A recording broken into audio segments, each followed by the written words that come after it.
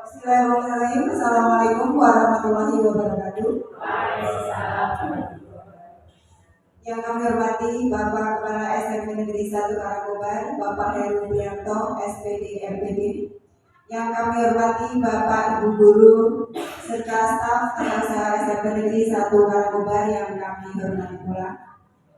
Alhamdulillah kita panjatkan kehadirat Allah Subhanahu wa taala yang telah melimpahkan rahmat, taufik, hidayah kepada kita semua, sehingga pada kesempatan pagi hari ini kita masih diberi kesempatan untuk berkumpul pada acara diseminasi disiplin positif dalam rangka pemenuhan tugas calon guru penggerak angkatan 10 tahun 2024. Salawat serta salam senantiasa kita limpahkan kehadirat Allah Subhanahu wa taala yang telah melimpahkan rahmat taufiknya kepada kita semua. Tak lupa salawat dan salam senantiasa kita limpahkan kepada junjungan kita Nabi besar Muhammad Shallallahu Alaihi Wasallam yang kita nantikan syafaatnya kelak di dunia. Sebelum acara dimulai, yang pertama akan kami bacakan susunan acara pada acara hari ini. Yang pertama adalah pembukaan, yang kedua menyanyikan lagu Indonesia Raya, yang ketiga sambutan oleh Bapak Kepala Sekolah, yang keempat acara inti, yang kelima doa, yang terakhir penutup. Untuk mengawali acara pada hari ini, marilah kita buka dengan bacaan hamdalah basmalah bersama-sama. Bismillahirrahmanirrahim. Acara yang kedua yaitu menyanyikan lagu Indonesia Raya. Kepada petugas dipersilakan. Untuk hadirin dipersilakan untuk berdiri.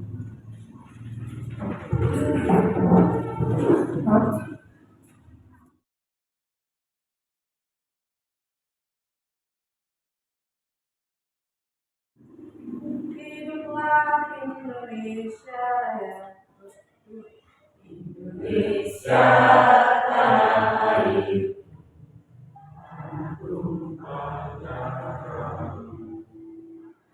Di sanalah aku berdiri, jadi pandu hidupku.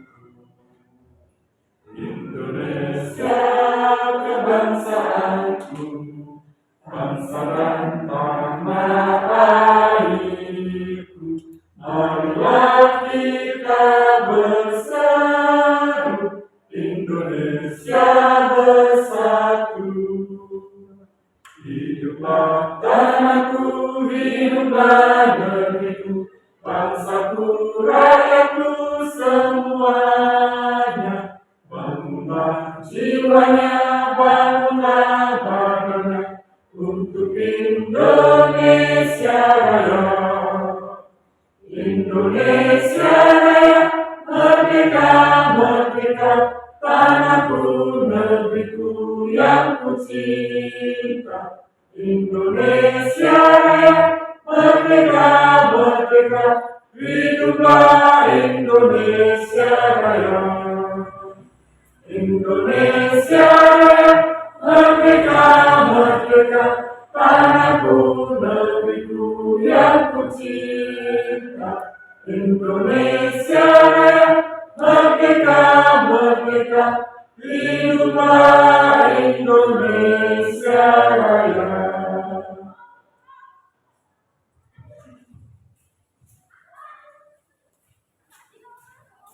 Hadirin dipersilakan duduk kembali.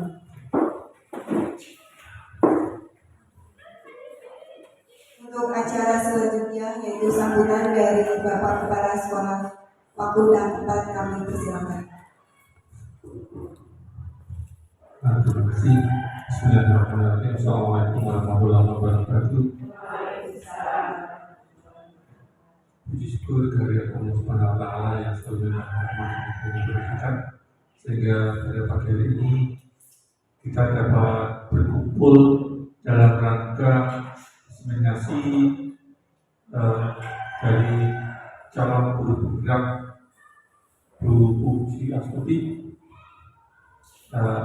semoga ini menjadikan motivasi bagi kita semua, bagi teman-teman yang lain. Salam serta salam kita sanjungan kepada junjungan kita Nabi besar Muhammad Sallallahu Alaihi Wasallam yang selalu kita kita sifatnya sebelum akhir.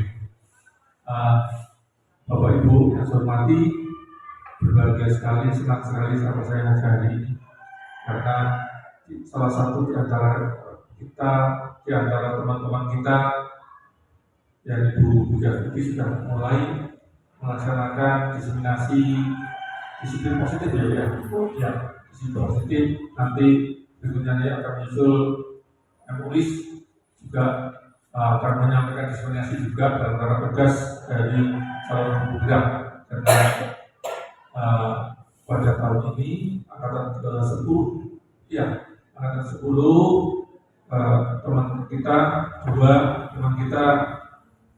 mengikuti program guru penggerak dan tentunya ini menjadi kebanggaan untuk menjadi di SMP 1 Karangkobar karena baru dari beberapa angkatan kelima, ke-6, ke-7, 8, 9, dan 10 jadi 10-nya baru ada yang bisa mengikuti program penggerak.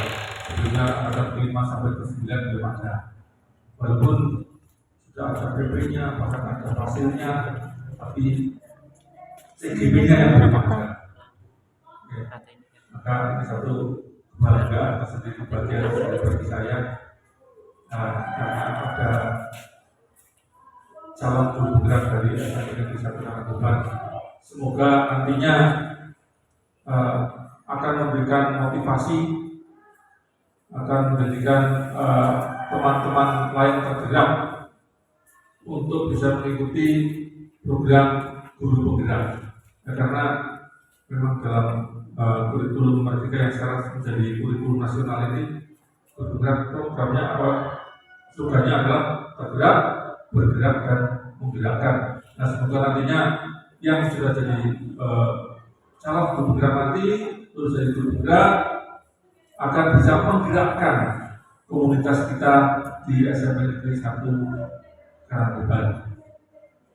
Nah, dan yang akhirnya nanti akan menggerakkan semua stakeholder di SMP Negeri 1 Karangkobar dan memotivasi teman-teman untuk bisa mengikuti program guru penggerak. Karena nantinya semua guru yang sudah memenuhi syarat, yang masih memenuhi syarat itu harus mengikuti program guru penggerak. Kalau saya, Putri Sulis, dan itu yang sudah 50 tahun sekarang expired, yang sudah 50 tahun sekarang expired. Tapi yang masih 35 sampai 49 tahun itu masih harus bisa mengikuti. Yang sudah expired saya, Pak Cilu itu tidak mengikuti. Tapi mau tidak mau saya memang harus mengikuti program ini. Mau tidak mau saya harus mengikuti. Walaupun dari luar sistem, bisa mengikuti perkembangannya seperti itu. Nah, sekali lagi selamat melaksanakan tugas untuk CGP angkatan 10 Bu Puji Astuti dan Bu Agustina Sulistiani Dias. Ninggia, aneh banget. Sulistiani Nah, tidak apa-apa. Semoga berdua ini akan menggerakkan teman-teman kita di SMP Negeri 1 Karangkobar bisa untuk benar dimaksimalkan lagi, dioptimalkan lagi. Oke. Itulah pesan saya. Sekali lagi, semoga panjenengan berdua akan menjadi motor penggerak di SMP Negeri 1 Karangkobar untuk bisa mengkoordinir teman-teman untuk lebih aktif lagi di dalam pembelajaran, inovasi pembelajaran lebih ditingkatkan lagi. Demikian saya akhiri. Bila ini bisa dilihat, Assalamualaikum warahmatullahi wabarakatuh.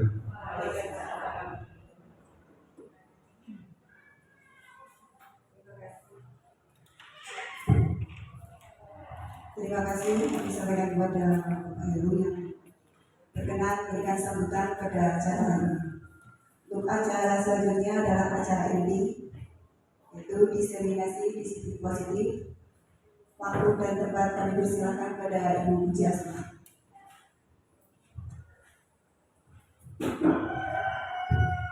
Bismillahirrahmanirrahim.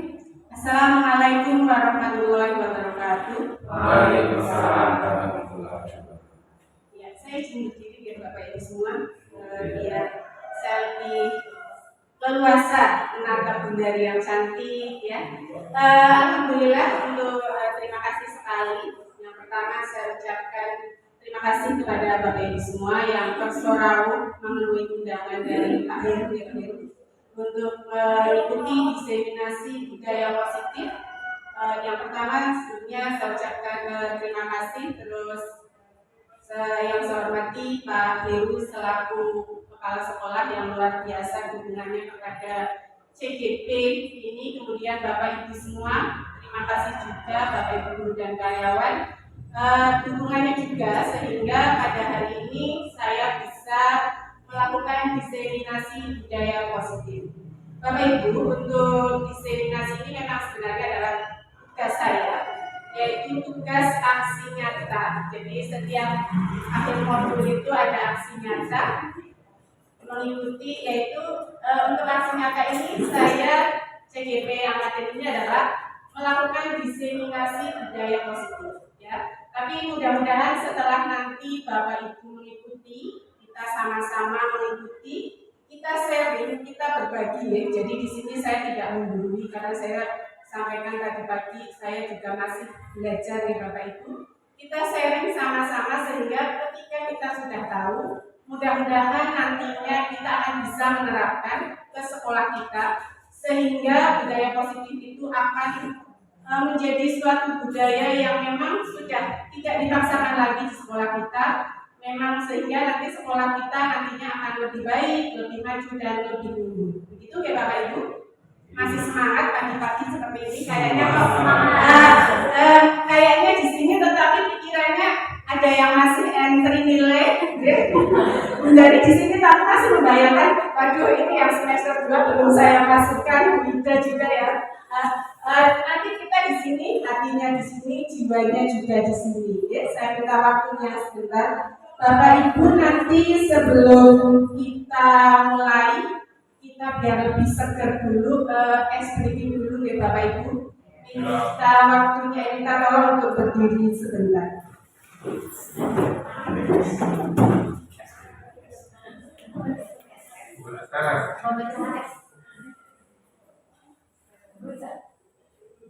Ini briefingnya, ini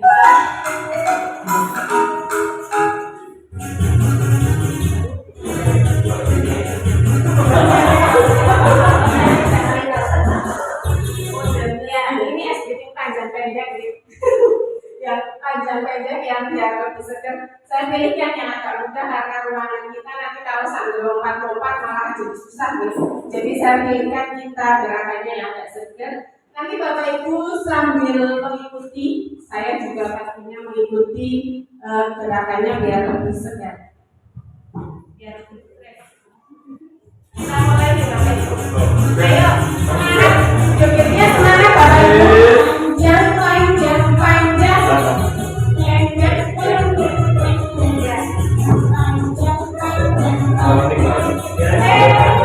panjang, ayo semangat Pak Jum, biasanya paling semangat.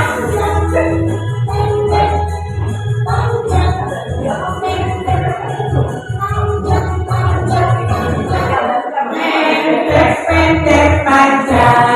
Ayo Pak, Pak Ibnu ya semangat Pak Ibnu, jangan panjang terus. Pendek, pendek, panjang, panjang, panjang. Pendek, pendek, pendek.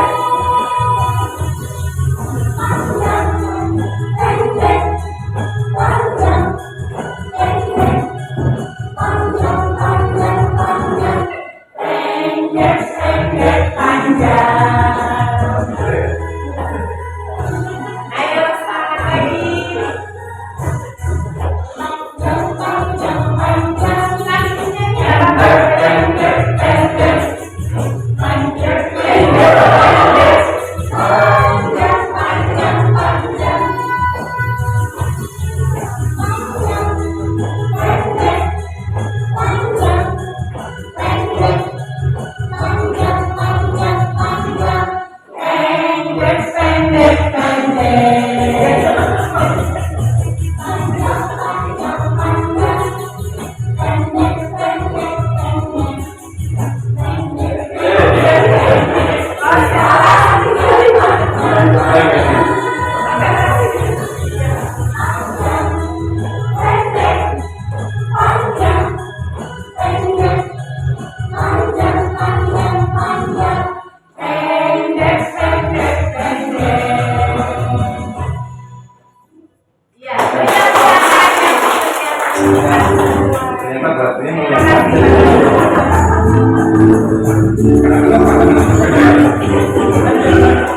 Terima kasih Bapak Ibu, semangat sekali ya. Tapi saya tadi masih bingung panjang terus ngomongnya ya. Ya terima kasih sekali untuk sudah semangat ya Bapak Ibu, jiwanya sudah di sini, hatinya sudah di sini, raganya sudah di sini. Oke, saya lanjutkan untuk hari ini.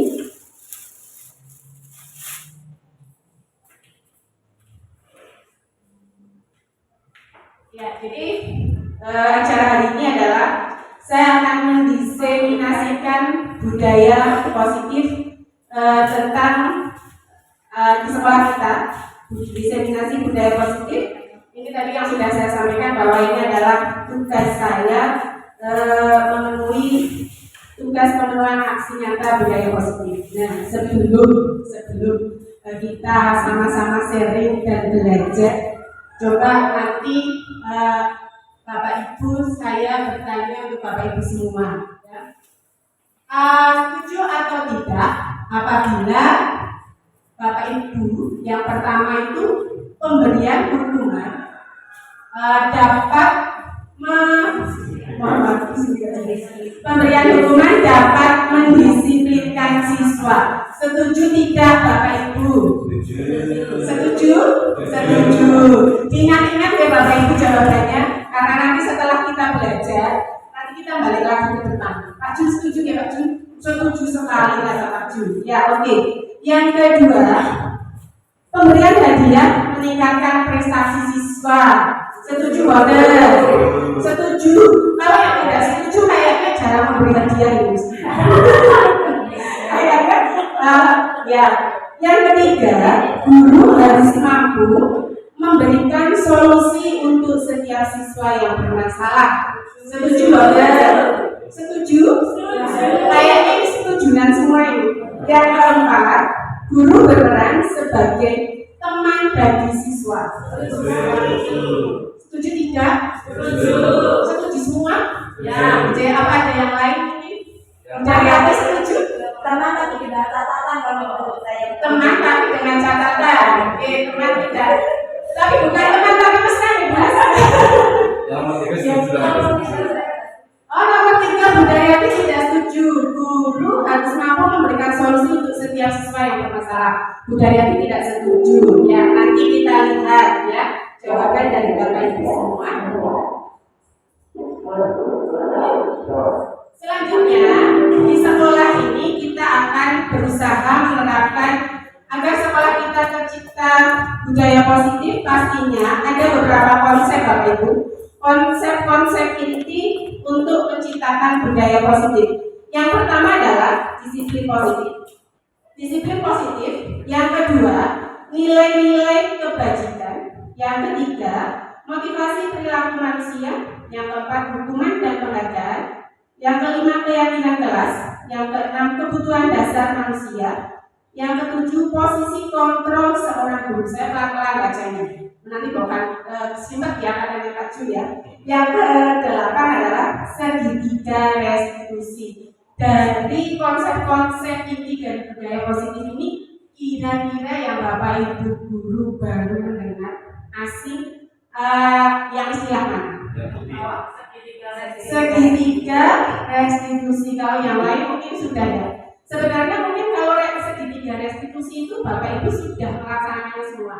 Cuma kadang-kadang kita tidak tahu istilahnya. Jadi sebenarnya keseharian kita juga sudah melaksanakan. Cuma memang mesti jenenge apa itu kita yang kadang-kadang belum tahu. Ya, next kita lanjut.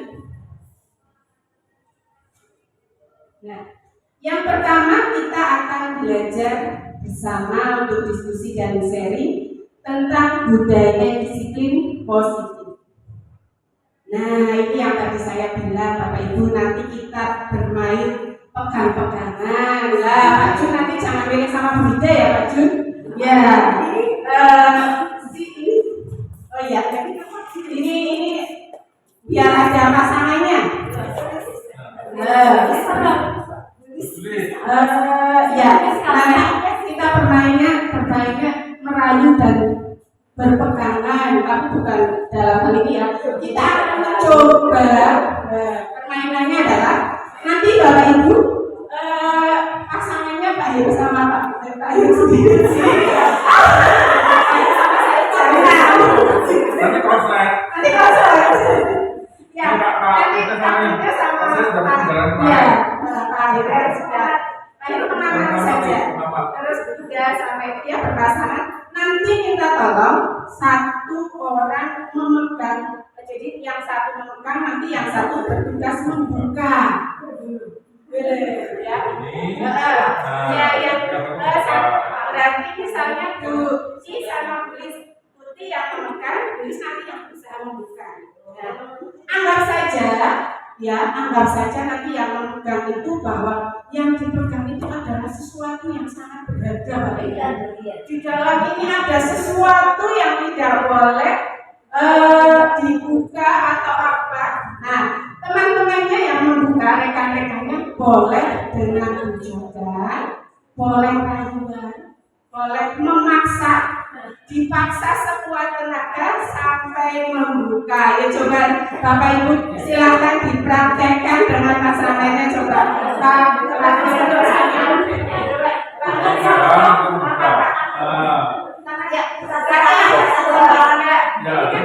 dua orang berarti yang putih yang memegang yang satu memegang ini yang memegang. Oke, coba dengan pasangan. ya boleh dengan ancaman, boleh dengan rayuan, boleh dengan apa saja, sombongan juga boleh. Coba bisa silakan dibuka ya, berusaha membuka semua tenaga itu. Tangannya gimana? Semua tenaga.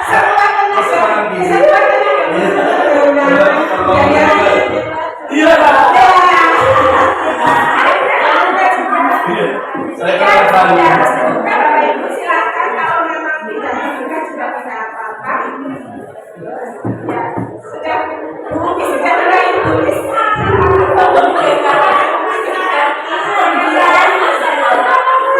Bu Yari kan katanya tidak harus langsung dibuka. ini baca lo pasang lagi. Ya, terima kasih ya. Coba Bapak Ibu saya tanyakan.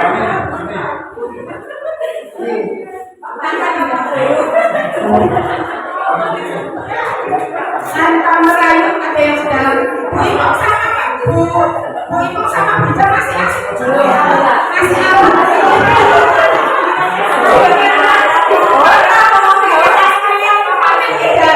Tidak belum. Ya, rayuannya masih berlanjut. Nanti dilanjutkan di ruang dulu ya Bu Ipong dan Bu Ida. Terima kasih.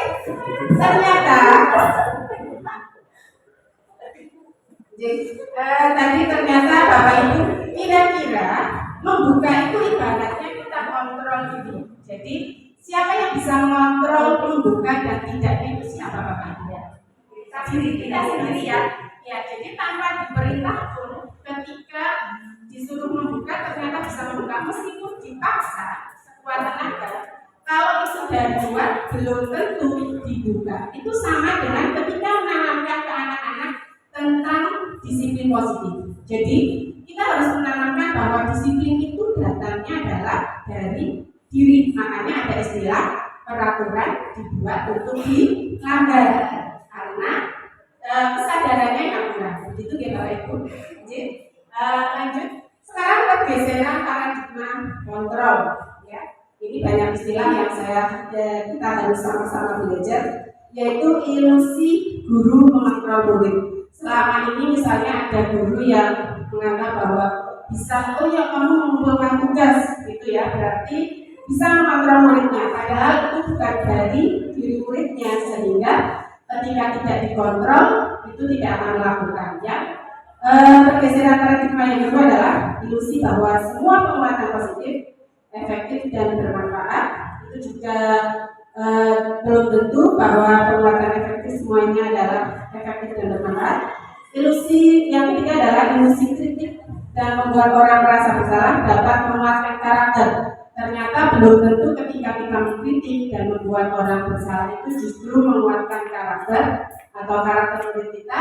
Yang keempat adalah bahwa orang dewasa memiliki hak untuk memaksa. Terus sama badan ibu bapak. Kalau orang dewasa itu kita berhak memaksa kepada murid-murid kita. Tidak ya? Nah itu yang pergeseran paradigma teori kontrol. Lanjut. Kemudian bagaimana seorang bisa merubah dari paradigma stimulus respon kepada pendekatan teori kontrol? Itu ada beberapa stimulus respon, misalnya seperti ini. Realitas kebutuhan kita itu sama, betul tidak Bapak Ibu? Dan ya beda nih. Jadi kebutuhan kita itu pastinya beda-beda. Karena di realita pasti kita mempunyai kebutuhan yang berbeda. Semua orang melihat hal itu sama, betul apa tidak? Tidak ya, pasti semua orang, setiap orang memiliki gambaran yang berbeda. Kita mencoba mengubah orang agar berpandangan sama dengan kita. Kita ubah menjadi kita berusaha memahami. Nah, ini yang kadang-kadang kita susah. Kita menganggap bahwa pandangan kita itu sama, padahal setiap orang pasti mempunyai pandangan yang berbeda. Ya, orang lain bisa mengontrol saya, betul tidak Bapak Ibu? Tidak, ya. Ketika tadi kita membuka tangan kita itu karena keinginan kita sendiri, tanpa dipaksa, tanpa kita sampai sekuat tenaga pun. Ketika kita pengen membuka pasti akan terbuka sendirinya. Yaitu Anda tidak bisa mengontrol orang lain. Pemaksaan pada saat bujukan gagal, yang betul adalah pemaksaan pada saat bujukan gagal itu adalah kolaborasi. Jadi bukan pemaksaan lagi tetapi kolaborasi dan konsekuensi menciptakan pilihan-pilihan baru. Yang berikutnya adalah model berpikir menang dan kalah. Inilah yang biasa kita berpikir bahwa pasti ada yang menang, pasti ada yang kalah. Tetapi paradigma itu kita ubah menjadi model berpikir menang. Jadi tidak ada yang menang, tidak ada yang kalah. Jadi semuanya adalah menang. Latar belakang budaya positif adalah sekolah adalah suatu tempat belajar dan menumbuh kembangkan karakter murid. Jadi Bapak Ibu, sekolah itu adalah suatu tempat untuk menumbuh kembangkan karakter murid. Untuk itu diperlukan adanya lingkungan sekolah yang aman. Nah, ini yang kita sama-sama harus mewujudkan. Nyaman, memberikan keleluasan kepada semua warga sekolah untuk mengekspresikan diri. Ya, jadi kita memberi kesempatan untuk mengekspresikan diri. Karena menurut sejalan dengan filosofi KHD bahwa pembelajaran di sekolah harus bisa membuat murid memperoleh kebahagiaan.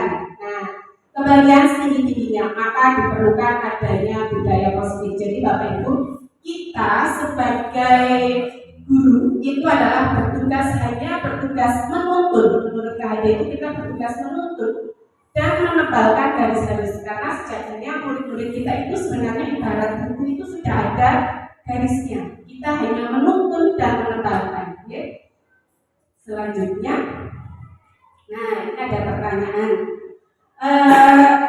Apa itu budaya positif? Monggo, sinten. Budaya positif. Kebiasaan baik yang harus dilaksanakan.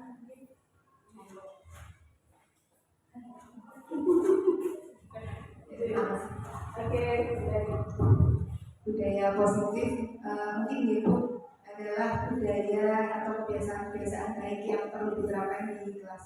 Oke, keren sekali Bundarinya. Budaya adalah budaya positif itu adalah suatu kebiasaan positif yang diterapkan di kelas ya nantinya. Mungkin ada lagi Bapak Ibu yang lain yang beranggapan apa itu budaya positif? Bingung ya Pak? Ya, jadi budaya positif itu adalah budaya positif di sekolah yaitu budaya atau kebiasaan yang berpihak kepada murid. Diyakini dapat melahirkan generasi-generasi penerus bangsa yang unggul dan berakhlak mulia sesuai dengan profil pelajar Pancasila. Ya betul ya, jadi berpihak kepada murid. Untuk menumbuhkan budaya positif di sekolah, nah ini yang kita mungkin dibutuhkan kolaborasi yang mantap, karena untuk menumbuhkan budaya positif di sekolah itu diperlukan kerja keras Bapak Ibu. Jadi tidak bisa ketika kita mau menumbuhkan budaya positif, hanya salah satu pihak yang bergerak. Ibaratnya ketika kita mau naik sepeda, sepeda itu tidak ada rodanya, itu ya juga tidak pasti tidak akan berjalan sepeda itu. Jadi harus agar sepeda itu bisa berjalan dengan kencang, harus dibutuhkan sopir yang menyetir dengan baik, ya, dengan elemen-elemen sepeda yang lengkap, ya. Ketika hanya ada roda depan, tidak ada roda belakang, kira-kira bisa jalan bagi Bapak Ibu? Tidak, ya. Jadi dibutuhkan elemen-elemen yang lengkap, dibutuhkan kerjasama semua pihak. Yang ini yang kita memang susah. Saya sendiri susah, yaitu adalah konsistensi. Jadi, konsistensi dan berkelanjutan dalam menjalankan. Ya, konsisten itu yang kadang-kadang menjadi PR. Ya, jadi ketika kita mau menumbuhkan budaya positif, berarti ada hal yang wajib yang harus itu adalah kolaborasi atau kerjasama, terus konsistensi dan berkelanjutan itu untuk budaya positif. Nah, next pertanyaan berikutnya. Kira-kira sekolah kita sudah menerapkan budaya positif apa belum?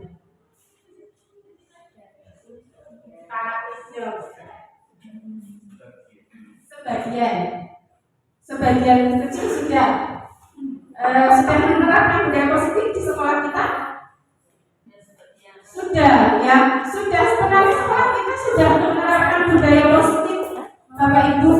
Jadi budaya positif itu kan misalnya sapa, salam, seperti program pagi hari, welcome program itu ya budaya positif kita sudah punya. Cuma memang konsistensi kita untuk melaksanakannya. Yang kedua misalnya ada sholat zuhur berjamaah, itu kan juga budaya positif ya, yang belum tentu semua sekolah melaksanakan, betul sekali. Jadi belum tentu semua sekolah bisa mengadakan dengan jumlah murid yang begitu banyak. Budaya positif itu salah satu budaya positif. Jadi harus dibutuhkan kerjasama antar komponen agar budaya positif itu bisa terlaksana. Dan yang pastinya adalah konsistensinya itu. Oke?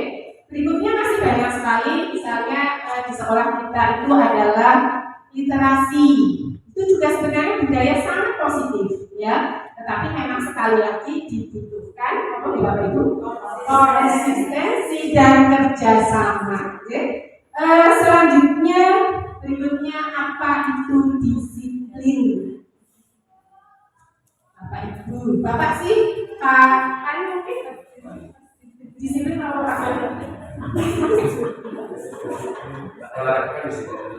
Olahraga cuma disiplin terus.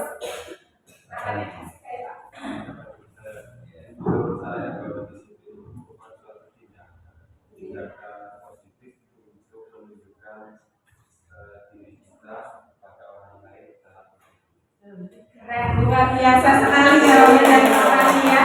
Pak Tani itu kalau menjawab tenang dan langsung betul ya.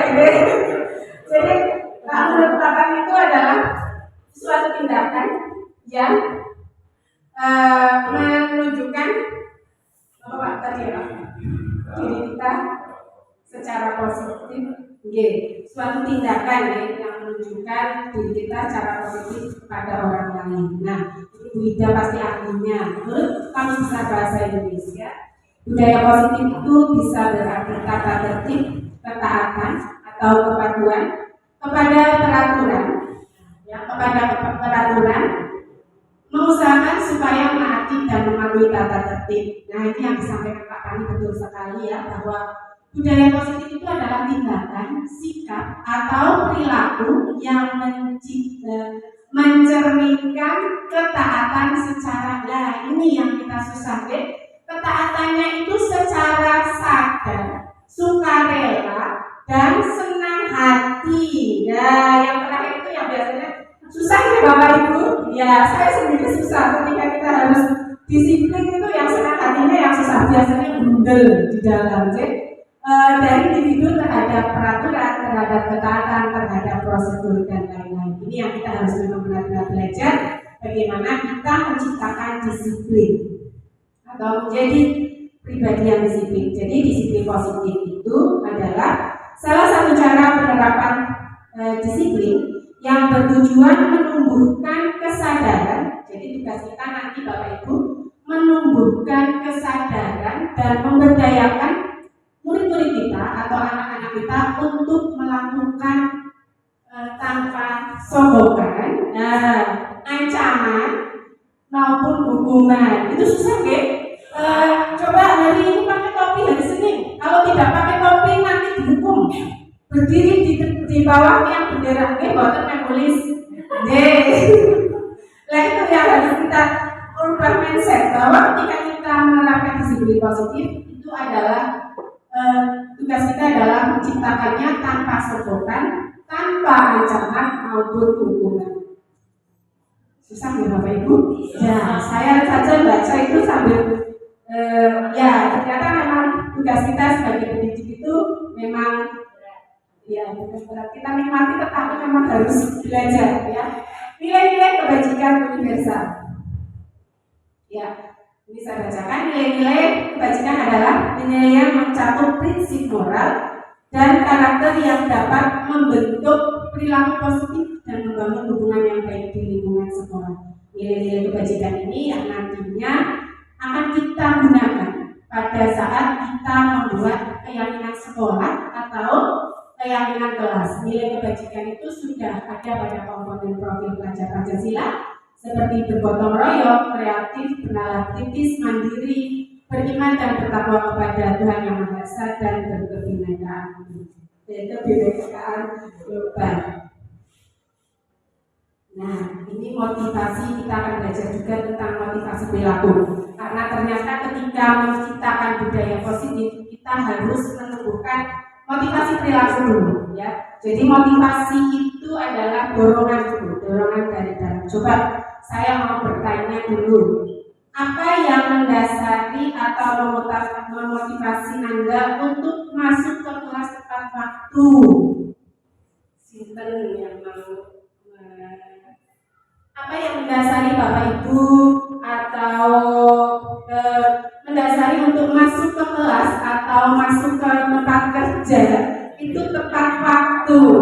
Masuk ke kelas, yang mendasari apa Bulis? Kenapa Bulis masuk ke kelasnya itu selalu tepat waktu? Ya, kalau saya untuk mendisiplinkan diri sendiri dalam belajar dan berbicara dan juga memberikan contoh ke siswa. Terima kasih Bulis. Ya, tepuk tangan buat Bulis. Kalau untuk diri sendiri, mendisiplinkan diri sendiri dan memberikan contoh kepada siswa. Mungkin ada yang lain Bapak Ibu. Kenapa tepat waktu? Tapi jangan bilang saya takut sama Pak Heru nanti dia. Kalau pas ada Pak Heru saya masuk tepat waktu, tapi kalau kayak saya molor-molor seperti itu. Ini kita adalah di sini motivasi kita. Jadi motivasi terhadap diri kita yang harus kita tunjukkan. Jadi motivasi itu ada 3 Bapak Ibu. Motivasi perilaku manusia, yaitu menghindari ketidaknyamanan atau hukuman. Nah ini ketika saya masuk ke mungkin ke kelas tepat waktu karena saya nanti kalau kelasnya molor-molor bukan dulu Pak Ibu kayak gitu saya dipanggil. Nah itu namanya motivasi yang didapat dari dalam atau dari luar Bapak Ibu. Dari luar ya ekspresi. Kemudian mendapatkan imbalan atau penghargaan. Nah ini yang sebenarnya mungkin dari Bapak Kepala Sekolah nanti yang masuknya jam 7 setiap dapat sertifikat guru paling disiplin. Nah, kalau dengan tambahan honor itu berarti motivasi dari luar baju. Nah, motivasi dari luar itu yang kadang-kadang tidak membuat awet atau karena kita termotivasi karena satu hal. Nah, motivasi yang ketiga adalah menghargai diri dan menjadi orang yang mereka inginkan. Ternyata ini motivasi yang harus kita tunjukkan. Yang tadi tulis kita harus menghargai diri. Jadi ketika kita masuk kelas itu bukan karena ada Pak Heru, dapat reward dari Pak Heru berupa sertifikat atau dari apapun, tetapi menghargai diri kita sendiri dan menjadi orang yang mereka inginkan. Itu ya, jadi motivasi yang harus kita tumbuhkan dalam diri dan murid-murid kita. Nah, ini ada selanjutnya kita akan belajar hukuman dan penghargaan Bapak Ibu. Nanti di sini saya kasih 10 soal, ya. Saya bagikan pakai kertas ini. Nomor 1, berdiri di depan kelas sambil mengangkat kaki. Ini sih biasa siapa ini? Saya paling. Nanti Bapak Ibu dapat mengisi nomor 1 itu sebagai konsekuensi atau hukuman ditulis di sini.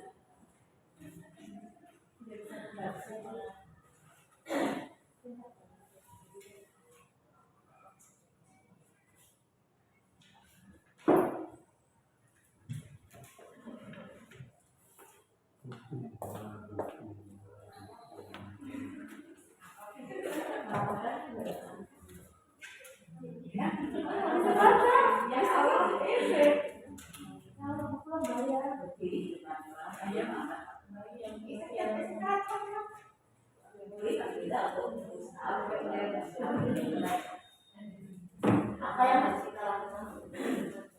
Nanti Bapak Ibu cukup menulis nomor 1 itu hukuman atau konsekuensi. Nomor 2 jadi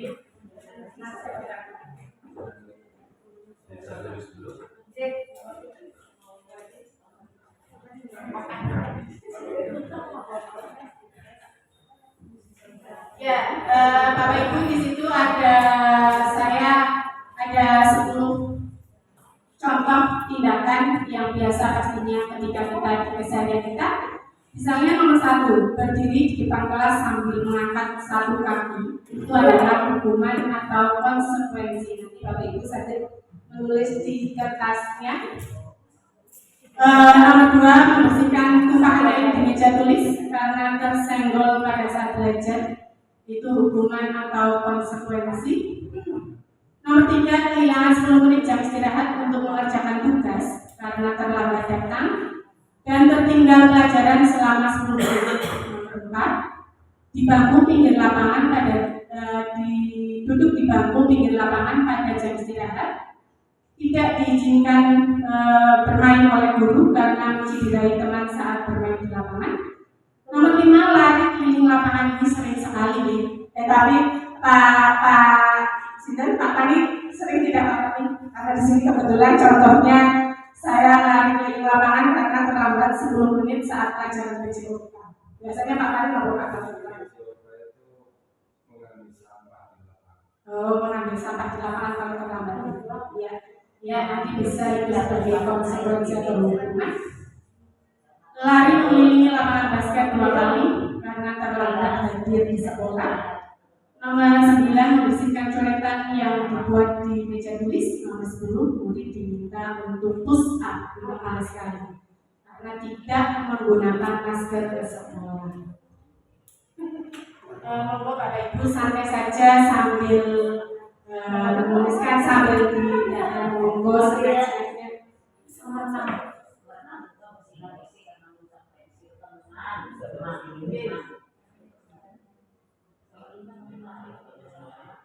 Semua Pak. Oke, sudah. Sampel sedoyo sudah semua Bapak Ibu. Sudah, Pak cepat tak cepet sekali Pak Jun. Langsung satset.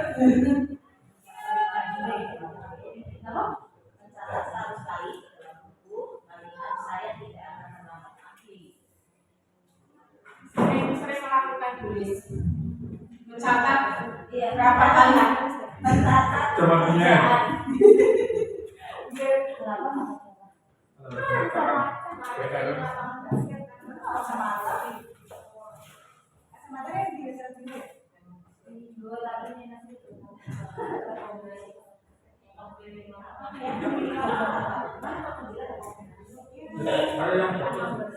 Kalau mulai tertawa ada konsekuensi. Kamu pun harus senang sih.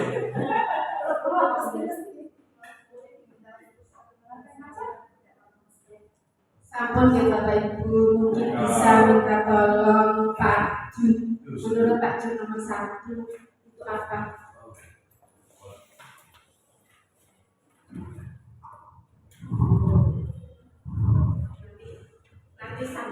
kita lihat nilainya berapa Bapak Ibu setelah menjawab. Terima kasih. Assalamualaikum warahmatullahi wabarakatuh. Saya mencoba menjawab sesuai dengan pertanyaan saja, walaupun kadang juga berlainan dengan hati beliau. Kalau menjadi seharusnya tidak dilakukan, tapi kadang-kadang di lapangan terpaksa dilakukan. Kita menjadinya ke soal saja. Yang pertama, berdiri depan kelas sambil mengangkat satu kaki.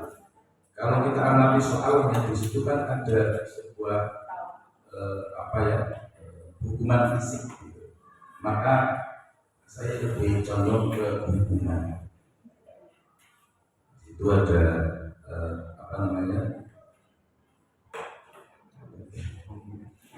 hukuman gitu lah. Artinya anak itu kan ada fisik, hukuman fisik. Maka saya lebih ke hukuman. Kemudian yang kedua, membersihkan tumpahan air di meja tulis karena tersenggol pada saat belajar. Yang pertama kita lihat kata kuncinya itu adalah tersenggol, itu tidak sengaja, dan membersihkan itu bukan hukuman, tapi justru lebih ke mendidik gitu. Artinya di situ ada rasa tanggung jawab si anak untuk bertanggung jawab apa yang dilakukan, sehingga bukan hukuman tapi lebih ke konsekuensi. Yang ketiga, kehilangan 10 menit jam istirahat untuk mengerjakan tugas karena terlambat datang dan tertinggal pelajaran selama 10 menit. Yang nomor 3 itu juga konsekuensi, bukan hukuman. Karena kalau hukuman nanti satu kelas jadi kena hukuman semuanya, tapi justru anak ini karena terlambat konsekuensinya, maka dia juga harus tertinggal pelajaran selama 10 menit. Ini bukan fisik juga, tapi lebih ke penerapan kepada si anak itu. Yang keempat, duduk di bangku pinggir lapangan pada saat tidak diizinkan bermain. Duduk di bangku pinggir lapangan pada saat tidak diizinkan. Ini hukuman. Karena ketika anak itu mentalnya tidak kuat, ini sangat dikucilkan. Jatuh, kan panasnya. Bukan main malah bertawa senang, tapi dia malahan seperti dikucilkan. Ini lebih ke mental, malah bahaya sekali. Kemudian yang kelima, lari keliling lapangan. Pokoknya yang bentuknya fisik saya lebih ke condong ke hukum. Membersihkan WC apalagi hukum. Singkat saja. Mencatat 100 kali dalam buku kalimat, saya tidak terdapat, ini hukuman juga. Capek juga, tapi saya juga pernah melakukan itu. Nulis ayat kursi selebar, ini juga lebih ke fisik. Walaupun mendidik juga, sehingga anak jadi maca ayat kursi ping 100 gitu. Ada nilai tersendiri kalau nanti saya beralasan sebagai guru agama, loh kamu nulis Allah 1000, kamu jadi nyebut juga Allah pahala gitu. Tapi di sisi lain itu fisik juga. Tapi ada nilai positif. Lari mengelilingi lapangan, gas saya 2 kali karena terlambat, jelas hukuman fisik. Membersihkan coretan yang dibuat di meja tulis, ini konsekuensi. Karena sudah ada coretan dihapus, itu menurut saya ini konsekuensi. Yang 10 menit diminta untuk push up, jelas ini hukuman. Namun demikian Ibu saya sampaikan bahwa di antara itu ketika kita bisa idealis di lapangan, yang terpenting adalah ada makna dari mungkin bahasa hukuman itu nggak baik loh ya, tapi ada mendidik di situ memang. Ada satu ketika kita sangat membutuhkan, sehingga anak lebih tegas, lebih bertanggung jawab dan apa yang dia lakukan. Menurut saya segitu. Terima kasih. Assalamualaikum warahmatullahi wabarakatuh. Luar biasa sekali ya Pak Julia, menjabarkan dari 1 sampai 10. Ya, dengan yang kita lihat ternyata apa yang sudah Bapak Ibu isi tentang hukuman atau konsekuensi. Nomor 1 ya. Ternyata berdiri di depan kelas sambil mengangkat satu kaki adalah hukuman ya. Nomor 1 itu hukuman. Nomor Bapak Ibu, kira-kira dari 10 soal Bapak Ibu nilainya berapa? Coba betul berapa? Ya.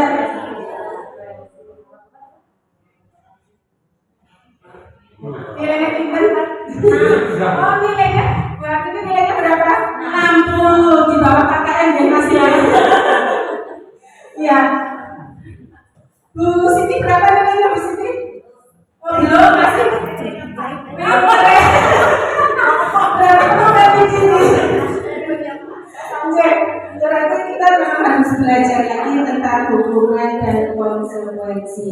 Jadi bisa kita simpulkan Bapak Ibu bahwa hukuman itu adalah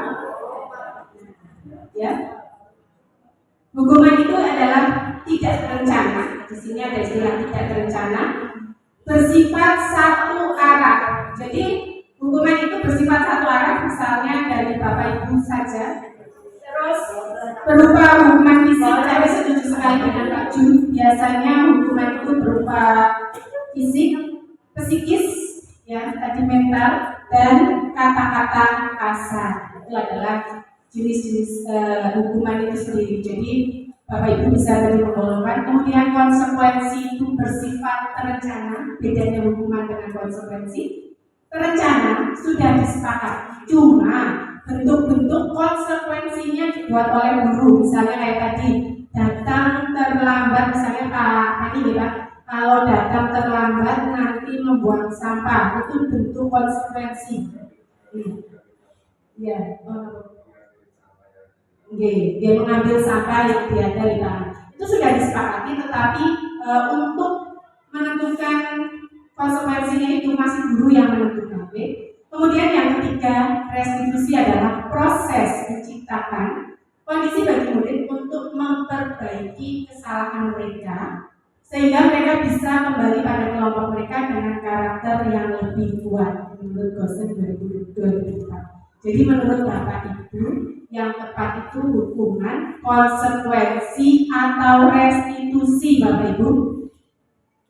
Restitusi, karena restitusi itu nantinya bisa membawa kembali murid-murid kita kepada kelompoknya sehingga mereka mempunyai karakter yang lebih kuat tanpa adanya dampak psikis maupun fisik.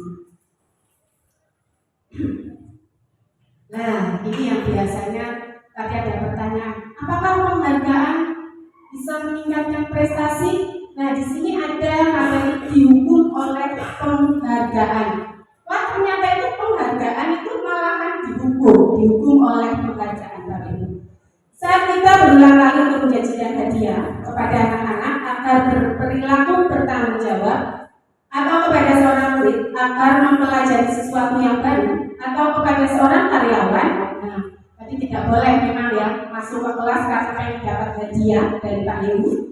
Untuk melakukan pekerjaan yang berkualitas, kita sedang berasumsi bahwa mereka tidak akan bisa melakukan atau mereka tidak akan memilih atau melakukannya. Dihukum oleh penghargaan, dampaknya adalah pengaruh jangka panjang, pendek, dan jangka panjang. Ternyata ketika mereka itu bisa melakukannya itu karena mereka nanti hanya mengejar penghargaan saja, bukan karena faktor dari diri sendiri, ya Bapak Ibu. Ketika itu untuk jangka pendek oke, tetapi untuk jangka panjang justru menimbulkan dampak yang negatif. Penghargaan ternyata tidak efektif, ya, untuk dan dapat merusak hubungan. Penghargaan mengurangi ketepatan, mengurangi kualitas, mengurangi kreativitas, dan penghargaan menghukum motivasi dari dalam diri. Nah, yang tadi saya sampaikan, ternyata ketika kita memberikan penghargaan itu justru akan merusak motivasi diri seorang murid. Tidak, malahan kita akan membuat penghargaan itu mereka lebih baik, tetapi mereka akan merusak diri murid. Dihukum oleh penghargaan itu menghukum mereka yang tidak mendapatkan penghargaan. Ternyata penghargaan itu justru menghukum. Misalnya dalam sistem ranking 1 di sekolah kita misalnya ada peringkat paralel 1, paralel 2, paralel 3. Mungkin untuk sebagian siswa itu adalah penghargaan itu adalah motivasi. Tetapi bagi siswa yang di sini peringkat 2 itu adalah suatu hukuman karena mungkin kadang-kadang hanya jarak 1 saja mereka tidak dapat hadiah, gitu ya. Ternyata bahwa penghargaan itu adalah sesuatu yang menghukum. Penghargaan itu sama dengan hukuman, ya, jadi sama. Keduanya mencoba melakukan mengendalikan perilaku seseorang, perilaku murid kita, ya.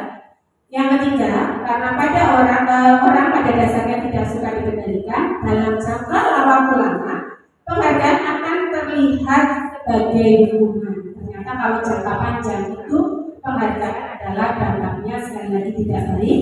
Jadi jika suatu penghargaan diharapkan, namun Anda tidak mendapatkannya, nah ini yang biasanya kita ya. Ketika kita mengharap suatu penghargaan tetapi tidak mendapatkannya, kira-kira apa Bapak Ibu? Kecewa nih Bapak Ibu, yang dirasa adalah kecewa. Nah ini kita masuk ke keyakinan keras. Coba Bapak Ibu, kenapa istilahnya bukan peraturan, mengapa keyakinan? Ya, ada yang mau berpendapat Bapak Ibu, kenapa bukan peraturan tetapi keyakinan? Kalau menurut saya, karena ini kesepakatan bersama. Jadi peraturan itu yang membuat dari guru itu ya sekolah saja, tapi kalau keyakinan kelas itu ya siswa dan disepakati oleh semua yang Terima kasih, luar biasa juga ya. Ternyata betul-betul Bapak Ibu guru SMP 1, Bapak Ibu guru karyawan SMP 1 Karangkobar itu luar biasa semuanya ya. Jadi sudah tahu kenapa keyakinan, kenapa bukan peraturan, karena sudah sering sekali kita sama-sama belajar ya. Salah satunya misalnya seperti ini Bapak Ibu, mengapa kita memiliki peraturan menggunakan helm pada saat mengendarai kendaraan? Kira-kira Bapak Ibu kalau memakai helm itu peraturan atau keyakinan?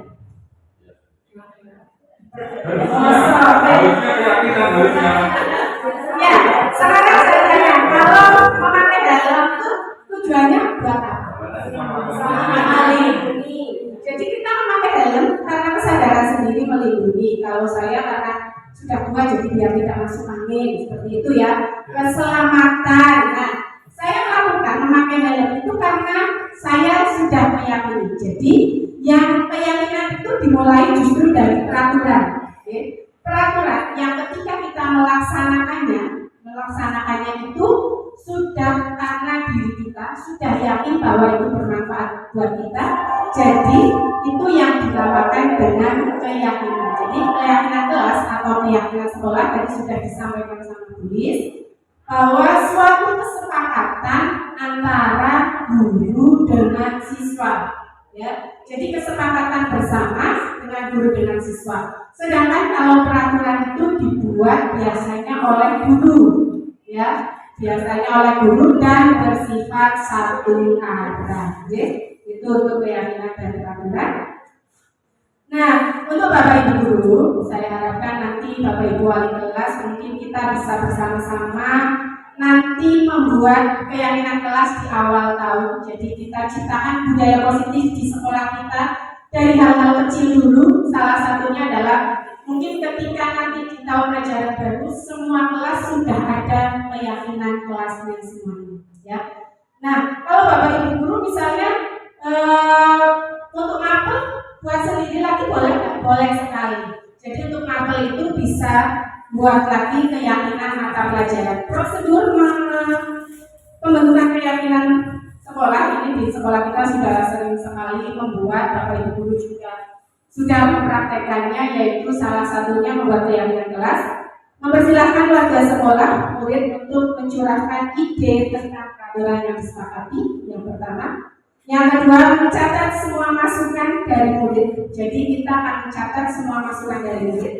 Yang ketiga, mengganti kalimat negatif menjadi kalimat positif. Ya, misalnya kalimat negatif menjadi kalimat positif, Bapak Ibu misalnya tidak membuang sampah tidak membuang sampah sembarangan. Itu kalimat negatif akan diganti menjadi membuang sampah pada tempatnya. Tidak makan pada saat pelajaran. Itu tidak boleh Bapak Ibu. Jadi kita mengganti menjadi kalimat positif menjadi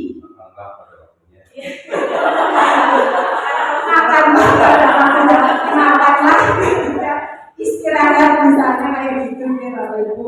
Terus yang keempat meninjau kembali curahan pendapat. Jadi kita tidak boleh langsung apa yang dituliskan dari murid-murid kita langsung menjadi keyakinan kelas itu tidak, tetapi kita tinjau. Misalnya boleh tidur pada saat pelajaran, kan tidak ya? Itu namanya keyakinan atau kesepakatan yang tidak benar. Kemudian yang keenam adalah dengan menandatangani keyakinan kelas. Kemudian, keyakinan kelas ini yang ketujuh adalah ditempel di dinding kelas Bapak Ibu. Jadi di kelas-kelasnya nanti alangkah indahnya ketika semua sudah ada keyakinan kelas, kesepakatan dengan siswa, ditandatangani, nanti pinter-pinternya wali kelas disepakati bersama siswa ya. Ya, berikut adalah video pembuatan aksi nyata pembuatan keyakinan kelas yang sudah saya praktikkan di kelas 8G Bapak Ibu. Jadi saya mempraktikkan bagaimana cara membuat keyakinan kelas di kelas 8G. Dimulai dari langkah-langkah yang sudah tadi saya sampaikan bahwa beberapa langkah. Untuk latar belakang dari pembuatan aksi nyata ini adalah yang pastinya untuk mewujudkan sekolah yang nyaman dan menyenangkan, saya harus menumbuhkan impian murid-murid, yaitu bersama-sama menumbuhkan budaya positif yang berpihak pada murid. Kemudian saya langkah-langkah membuat keyakinan kelas yang pertama adalah kita Bapak Ibu guru wali kelas khususnya mendiskusikan tentang kelas impian yang akan kita sepakati bersama. Kemudian siswa menuliskan di kertas berbentuk sticky note yang sudah saya bagikan. Setelah itu siswa menempelkan ide-ide tentang kelas impian mereka. Kemudian bersama-sama memilih kesepakatan kelas. Jadi di sini adalah Bapak Ibu guru hanya memfasilitasi kegiatan nanti pada saat memilih kesepakatan kelas. Kemudian jangan lupa setelah kesepakatan tertentu atau disepakati bersama, Bapak Ibu sadar memberikan tanda tangan kontrak kesepakatan kelas seluruh warga kelas agar nantinya kita sudah sepakat untuk melakukan kesepakatan itu. Kemudian mengajak kesepakatan kelas itu di tempat yang paling strategis, yang paling bisa dilihat oleh anak-anak. Kemudian ini sebenarnya bukan wajib ya, tetapi biar kesepakatan itu selalu diingat, yaitu membaca kesepakatan kelas bersama-sama setiap awal pembelajaran, sehingga ketika murid-murid kita hafal tentang kesepakatan kelas mereka akan bisa melaksanakan kesepakatan kelas itu dengan baik. Berikut dokumentasi aksi nyata saya, yaitu dokumentasi penerapan yang saya sudah lakukan Bapak Ibu. Jadi di proses awal saya melakukan sosialisasi dulu, kemudian guru berdiskusi dengan siswa tentang kelas impian yang mereka harapkan. Ya. Kemudian setelah berdiskusi, maka siswa menuliskan ide-idenya. Ini adalah dokumentasi di mana saya bersama kelas 8 ini menuliskan. Ya. Saya bimbing mereka untuk menuliskan ide-ide tentang kelas ini yang mereka di kertas atau sticky note yang sudah saya sediakan. Di situ mereka begitu asik Bapak Ibu guru menuliskan setiap ide-ide mereka di sticky note itu. Kelihatan sekali bahwa mereka begitu sungguh-sungguh menuliskan ide-idenya. Kemudian setelah mereka menuliskan, masing-masing murid akan menempelkan ke depan. Ya, berikut adalah dokumentasi di mana murid-murid menempelkan ke depan semua ide-idenya. Jadi baru ditempelkan ke depan. Kemudian ada salah satu siswa yang memimpin untuk memilih. Ya, jadi nanti Bapak Ibu di sebelah bisa membimbing mana ide yang harus mereka pilih, mana yang nantinya disepakati. Jadi ada salah satu siswa memimpin diskusi. Kemudian Bapak Ibu ini sudah terbentuk, jadi kesepakatannya sudah terbentuk, keyakinan kelasnya sudah terbentuk. Setelah terbentuk, jangan lupa setiap siswa menandatangani kesepakatan itu. Di sini semua siswa sedang antri untuk menandatangani kegiatan. Kemudian setelah menandatangani semua siswa dan wali kelas, kemudian jangan lupa kesepakatan kelas dipasang di tempat yang strategis agar nantinya setiap hari akan terbaca oleh anak-anak. Begitu juga dengan wali kelas. Jadi itu adalah, nah di sini ada beberapa hasil kesepakatan yang sudah disepakati oleh Bapak Ibu. Jadi kesepakatan kelas yang pertama yaitu berdoa dengan sungguh-sungguh. Sekali lagi tadi ada jadi merubah kalimat negatif menjadi kalimat positif. Jadi tidak ada kata tidak, tetapi merubah menjadi positif. Misalnya di sini berdoa dengan sungguh-sungguh. Yang kedua, ini anak-anak sepakat sering memberi tugas kelompok. Ternyata anak-anak sepakat ketika Bapak Ibu guru pengennya itu mereka sering diberi tugas tetapi secara kelompok Bapak Ibu. Kemudian yang ketiga, mengikuti pembelajaran dengan tertib dan disiplin. Itu kesepakatan keyakinan kelas dari kelas 8G. Kemudian yang keempat, berkata baik atau tidak kasar saat pembelajaran. Kemudian yang kelima, menjaga kebersihan kelas dan lingkungan. Dan yang keenam adalah masuk kelas tepat waktu. Demikian Bapak Ibu untuk contoh kesepakatan yang sudah saya lakukan, keyakinan kelas yang sudah saya terapkan di kelas 8G. Kemudian untuk ini saya tampilkan juga untuk respon siswa setelah melakukan kesepakatan kelas. Perkenalkan, nama saya Heri. Perasaan saya sangat senang dan saya bisa jadi tahu tentang cara membuat keyakinan kelas dan bagaimana mengelola ide-ide dan memindahkan kelas rapi, bersih dan nyaman. Semoga kami bisa melakukan keyakinan kelas ini dengan konsisten. Sekian dan terima kasih. Assalamualaikum warahmatullahi wabarakatuh. Assalamualaikum warahmatullahi wabarakatuh.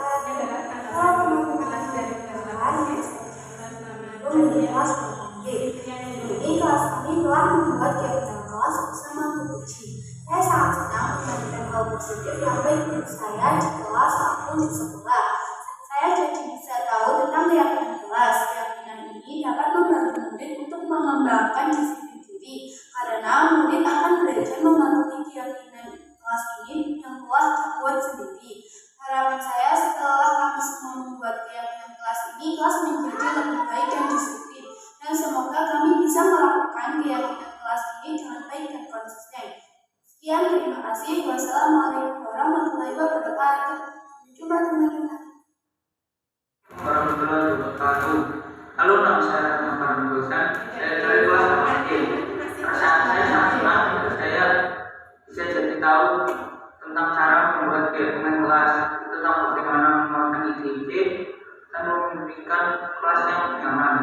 Saya bisa disiplin. Semoga kami bisa melakukan keyakinan kelas ini dengan konsisten. Sekian dari saya. Wassalamualaikum warahmatullahi wabarakatuh. Nama saya Bima Fadilati. Saya senang dan saya menjadi tahu cara membuat keyakinan kelas. Dengan adanya keyakinan kelas ini, membuat kami lebih disiplin dan kami dapat menyampaikan ide serta dapat menyampaikan kelas yang kita inginkan. Kelasnya berikutnya adalah kebutuhan dasar manusia. Materi kebutuhan dasar manusia yaitu kebutuhan dasar bertahan hidup, kasih sayang, dan rasa diterima, penguasaan, kebebasan, dan kesenangan. Pasti setiap orang mempunyai kebutuhan bertahan hidup, kasih sayang dan rasa diterima, penguasaan pasti ya, kebebasan dan kesenangan. Coba ini ada contoh misalnya, aku senang main kejar-kejaran dengan ibu guru karena seru. Itu kira-kira kebutuhan apa Bapak Ibu? Aku senang main kejar-kejaran dengan ibu guru. Apa? Kebutuhan, karena di situ ada kalimat senang ya, berarti apa? Iya, kesenangan. Nomor 2, ibu kejar aku karena ibu guru sayang aku, berarti kesenangan, rasa diterima atau kasih sayang ya. Aku hebat lainnya, aku hebat bisa bikin ibu guru kejar aku. Itu apa Ibu? Kebutuhan apa? Berarti tadi penguasaan. Yang terakhir, aku bosan belajar mewarnai terus di kelas. Terutama pelajaran saya itu matematika. Misalnya saya bosan belajar terus di kelas, itu kebutuhan apa? kebebasan, ya, itu kebutuhannya. Nah, sekarang berikutnya adalah dunia berkualitas. Dunia berkualitas itu kita ibaratkan sebuah album kenangan, ya, tempat khusus di hati kita, di mana di dalamnya itu terisi tentang orang-orang, hal-hal dan apa saja yang terbaik dalam diri kita, dalam hidup kita, agar kita merasa bahagia dan terpenuhi kebutuhan dasarnya. Itu yang dinamakan dunia berkualitas. Jadi Bapak Ibu, nanti kita bisa berhak dunia berkualitas apa yang Bapak Ibu guru punya, misalnya di nomor 1.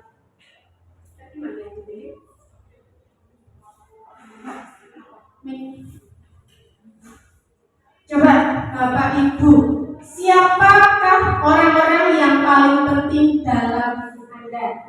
Umi, Bu Sulis,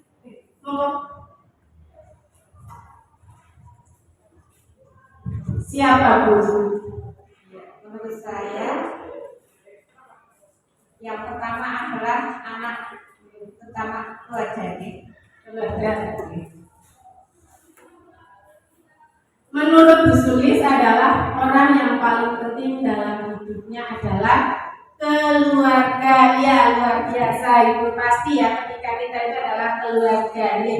Berikutnya yang kedua, nilai-nilai kebajikan apa yang terpenting dalam hidup Anda?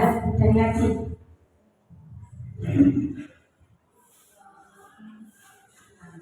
Nilai kebajikan, kejujuran, luar biasa, ya.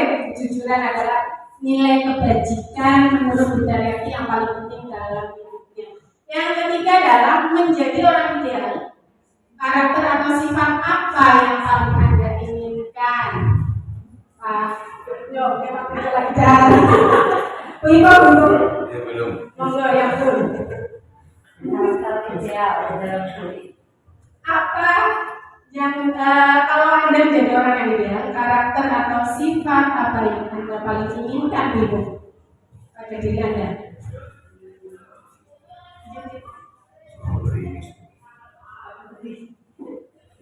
Untuk menjadi orang ideal, saya menjadi orang yang jujur.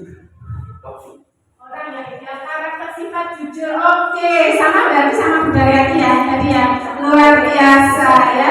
Berikutnya nomor 4, pencapaian Anda yang sangat membanggakan. Siapa yang bukan? Berarti ini pasti suatu kita pernah Yang membanggakan. yang sangat membanggakan. Burger jadi orang gemuk. Yang sangat membanggakan.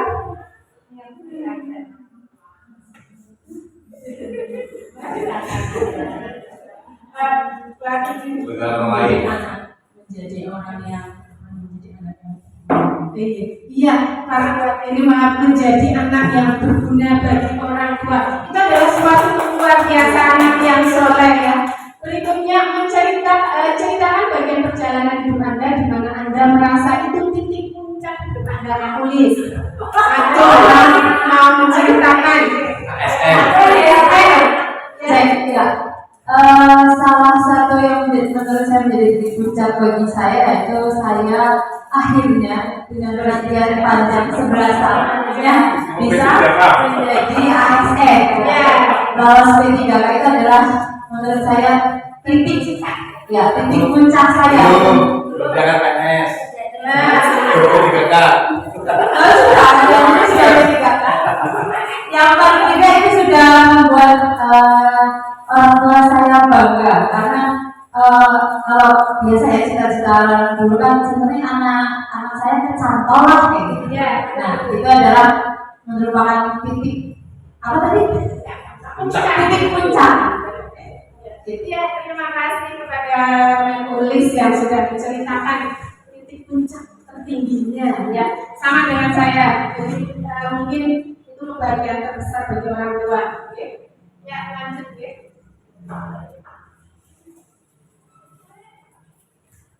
Nah, di sini ada posisi kontrol seorang guru. ada 5 posisi kontrol seorang guru, yaitu sebagai penghukum, pembuat merasa bersalah, teman, pemantau, dan manajer. Bapak Ibu, kira-kira saat ini posisi kontrol Bapak Ibu bagi muridnya itu sebagai apa? Dalam hati saja, saya sebagai apa Bapak Ibu? Disimpan nama ya Bapak Ibu? Ya, semuanya. Sampai itu belum. Sebagai saya sebagai musik itu. Ya.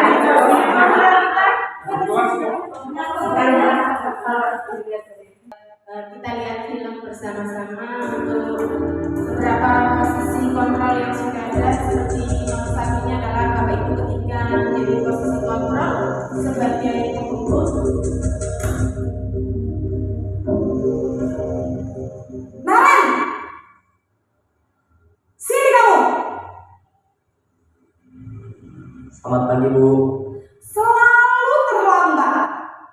Kamu deh, pasti terlambat. Maaf Bu, saya Apa? Apa coba? Alasan kamu apa lagi? Kapan sih kamu tidak terlambat? Malas sekali ya kamu jadi anak. saya Dasar pemalas. Gak kapok-kapok sih kamu. Sudah berapa kali terlambat? Sana, kamu keliling lapangan basket 2 kali. kenapa saya harus keliling lapangan basket Bu? Kenapa? Kamu melawan ibu.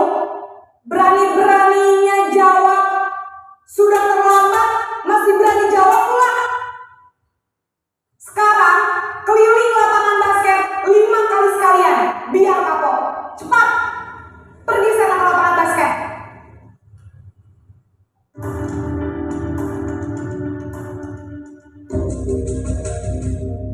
Ya, jadi untuk yang kedua ini adalah posisi kontrol ketika kita membuat rasa bersalah kepada murid-murid kita ya.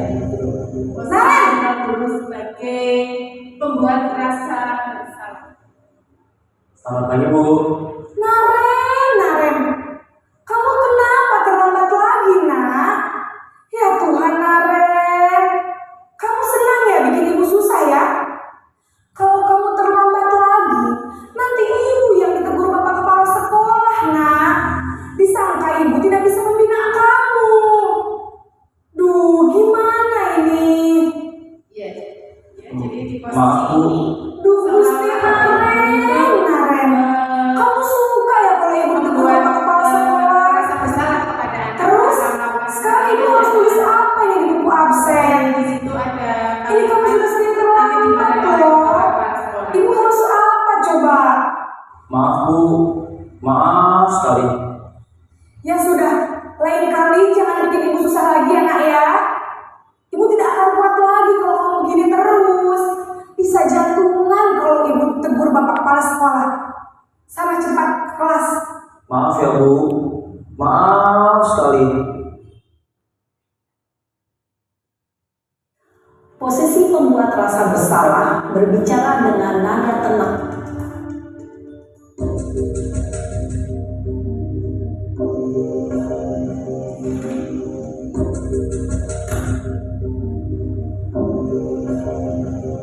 Naren,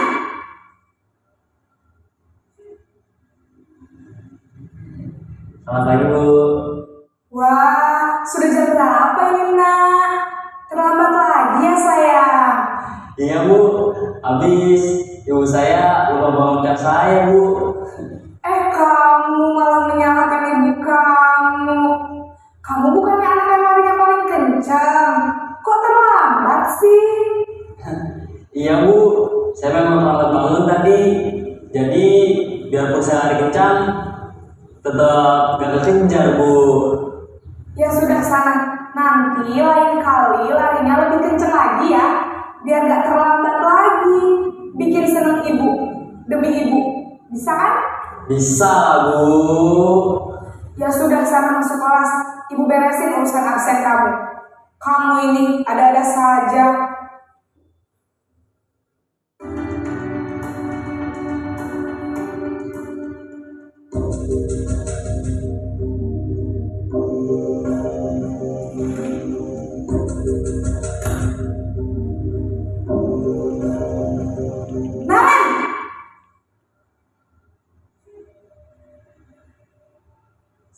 Bu. Naren, apa peraturan sekolah kita tentang jam berapa kita harus masuk sekolah, Nak? Kita harus di sekolah jam 7, Bu. Iya, betul. Sekarang sudah jam 7.20. Naren sudah tahu konsekuensinya jika terlambat hadir. Paham, Bu. Saya harus tinggal kelas pas jam istirahat selama 20 menit. Iya, benar. Konsekuensinya demikian. Jadi nanti jam 9.30 pas istirahat, kamu harus tinggal di kelas, kerjakan tugas tambahan untuk ketertinggalan kamu, ya? Baik, Bu.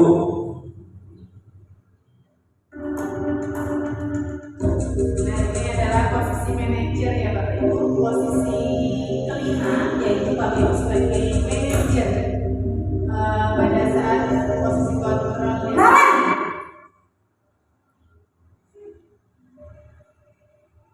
Selamat pagi, Bu. Selamat pagi, Naren. Maaf, Bu. Saya terlambat. Iya, sekolah masuknya jam 7, sekarang sudah jam 7.20. Jadi sekarang bagaimana ini, Naren? Maaf, Bu. Saya lupa setel alarm saya semalam. Baiklah, menurut kamu, keyakinan sekolah yang mana yang perlu kamu tingkatkan? Menghargai diri sendiri dan orang lain mungkin ya, Bu. Setuju. Jadi, apakah Naren meyakini prinsip saling menghormati tersebut? Iya, Bu. Saya meyakininya. Apakah Naren bersedia memperbaiki masalah keterlambatan ini? Bersedia, Bu. Bagaimana kamu akan memperbaiki masalah keterlambatan ini? Saya akan coba untuk tidak lupa menyetel alarm saya, Bu. Baik, kalau Naren lupa menyetel alarm di rumah, ada orang yang kira-kira bisa bantu mengingatkan tidak? Ada, Bu. Kakak saya, Kak Emma. Ada lagi selain Kak Emma? Selain Kak Emma, ada ibu saya. Baik, jadi yang mengingatkan Naren adalah Kak Emma dan ibu kamu ya? Kira-kira akan mulai setel alarm kapan nih, Naren?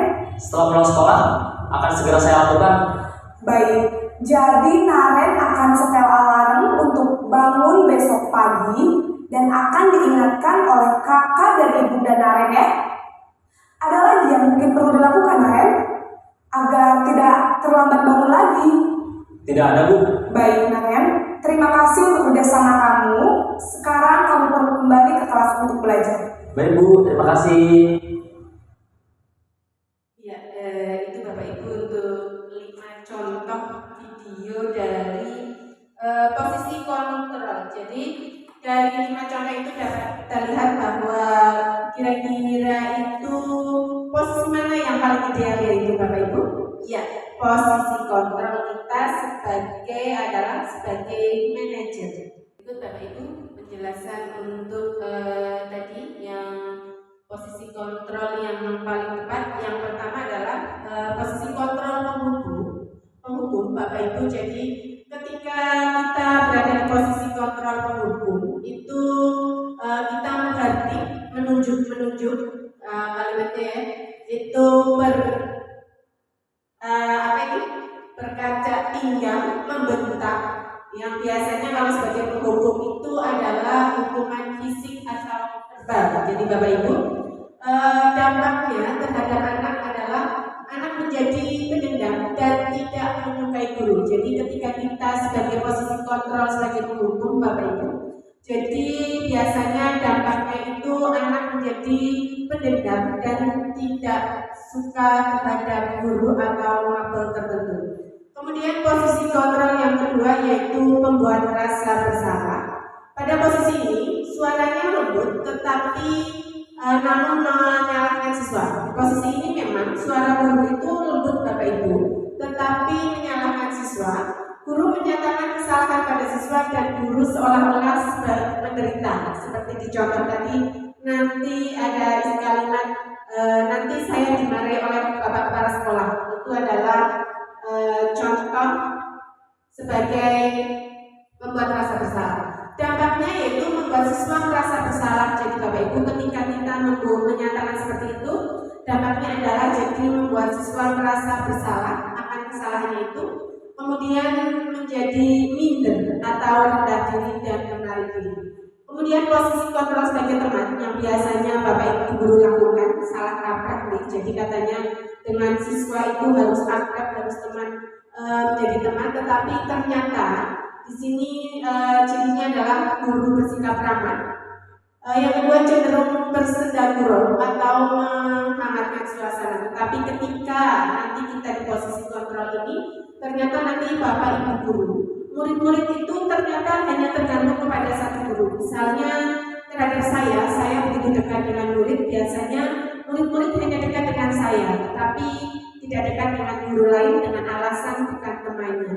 Ya. Yang kedua adalah justru membuat siswa tidak mandiri.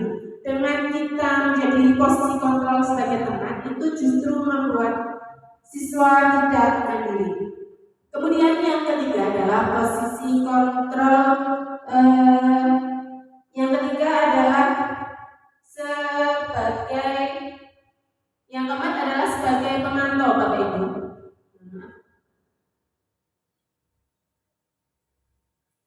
Nah, posisi sebagai pemantau di sini adalah nada bicara dan ekspresi itu datar.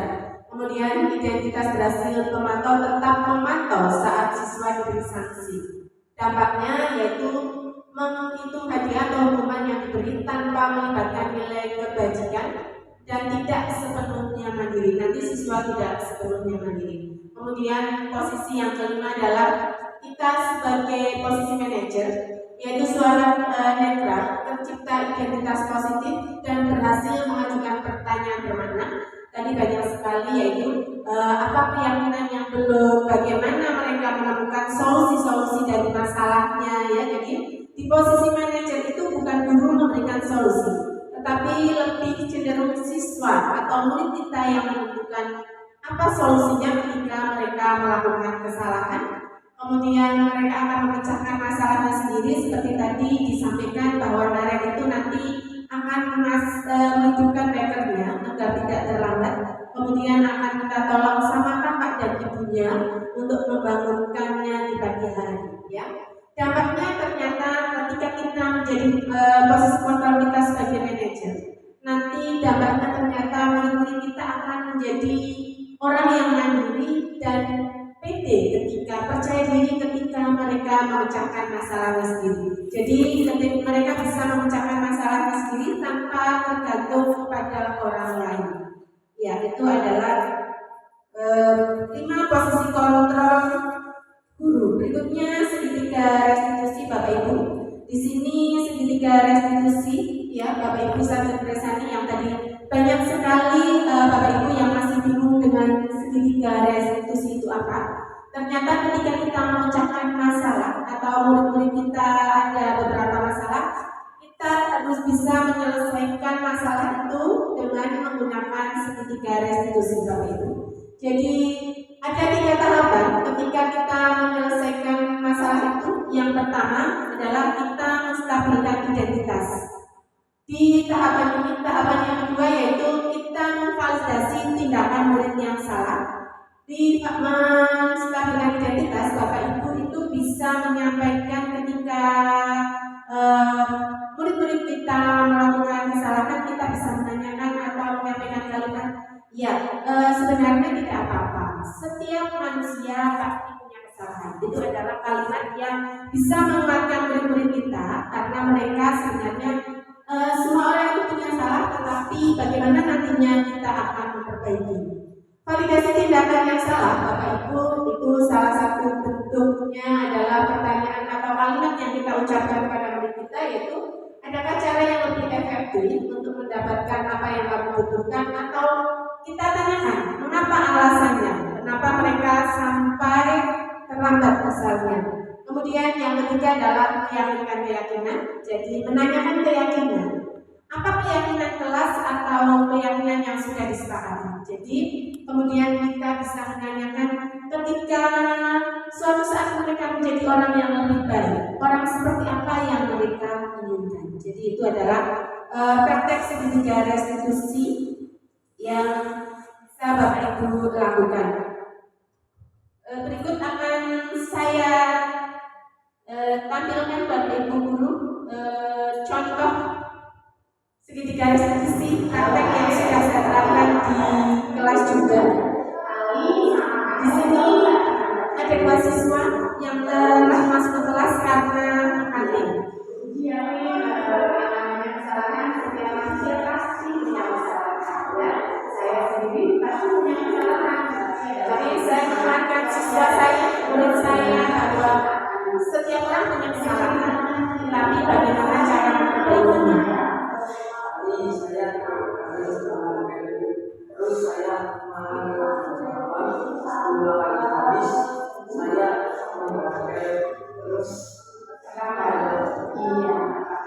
Berarti kamu terlambatnya saya percaya tidak sengaja ya, karena kamu lapar, kamu belum sarapan, sehingga kamu makan dulu terlambat masuk. Ya kan? Kira-kira itu benar tidak? Tidak ya, tidak benar. Ya, jadi hal itu tidak benar. Kenapa? Karena itu tidak sesuai dengan keyakinan yang sudah kita sepakati bersama. Kira-kira keyakinan rasa apa yang perlu kalian wujudkan? Ya, disiplin, ada waktu terus menghormati kurang menghormati orang lain dan diri sendiri. Iya, jadi kita sudah sepakat, kita harus taat terhadap keyakinan keras yang sudah kita sepakati ya.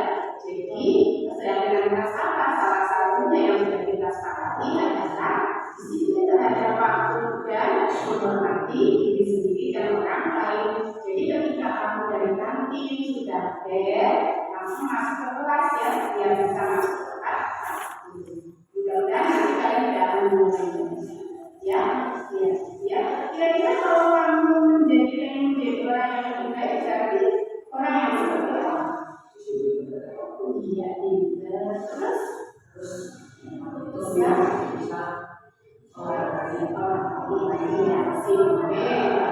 jadi seperti itu ya, jangan diulangi lagi. Silakan Ater sama Ali boleh kembali. Terima kasih. Jadi Bapak Ibu itu untuk penerapan segitiga restitusi yang sudah saya lakukan, di mana itu ada 2 orang yang terlambat ketika masuk ke kelas. Jadi ketika masuk ke kelas itu terlambat karena sarapan dulu kantin. Kita berusaha untuk tidak memarahi dulu, tapi yang pertama kita selesaikan dengan segitiga restitusi, yaitu kita tanyakan dulu kenapa terlambat ya Bapak Ibu. Terus berikutnya kita stabilkan dulu identitasnya dengan menanyakan bahwa mereka tahu mereka itu salah. Jadi kita tanyakan dulu ya. Jadi semua orang pasti punya salah ya. Jadi video tadi sudah saya sampaikan bahwa jadi semua orang itu punya salah, tetapi bagaimana kita akan memperbaikinya. Kemudian kita tanyakan dulu alasannya, bahwa di situ saya yakin percaya bahwa mereka terlambat tidak disengaja, tetapi karena mereka itu tidak sarapan. Lah, kita tanyakan sebaiknya seperti apa. Jadi mereka biar mencari solusi agar mereka tidak terlambat di kelas, masuk ke kelas. Bagaimana solusinya? Jadi mungkin Bapak Ibu bisa dari itu. Dan yang terakhir adalah menanyakan keyakinan. Jadi apa keyakinan kelas yang sudah disepakati, dan mungkin Bapak Ibu guru lebih mengatakan lagi, yaitu dengan cara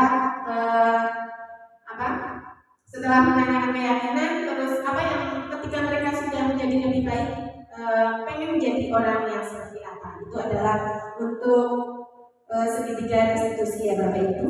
Kemudian berikut saya sampaikan tambahan mereka berdua yang sudah saya sampaikan pemecahannya dengan segitiga restitusi.